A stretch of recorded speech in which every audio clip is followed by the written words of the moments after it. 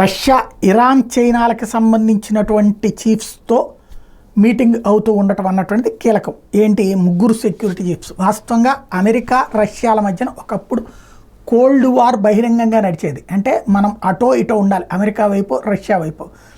యుఎస్ఎస్ఆర్గా ఉండేటప్పుడు రష్యా, అలాగే యుఎస్ఏగా ఉండేది అమెరికా. తర్వాత ఆ టైంలో పాకిస్తాన్ వెళ్ళి అమెరికా కూటమిలో ఉంటే మనం వెళ్ళి రష్యా కూటమిలో ఉన్నాం. పేరుకి అదైన విదేశాంగ విధానం కానీ అటు ఉన్నాం. ఆ కారణంగానే మనల్ని అమెరికా అలాగే యూరప్ దేశాలు చాలా కాలం తొక్కిపెట్టినాయి.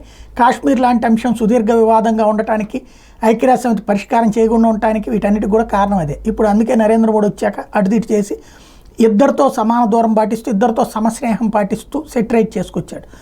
ఇప్పుడు ఇక్కడ రష్యా మళ్ళీ పాత రోజులు తెచ్చే ప్రయత్నం చేస్తుంది. పుతిన్ ఓ పక్కన ఉక్రెయిన్ మీద యుద్ధంలో విజయంతో పాటుగా నాటో మీద విజయం వైపు దిశగా దృష్టి సారిస్తున్నాడు. అదే సందర్భంలో చైనా, ఇరాన్ రెండు పవర్ఫుల్ దేశాలే, డబ్బులు ఉన్నాయి, ఆయుధాలు ఉన్నాయి.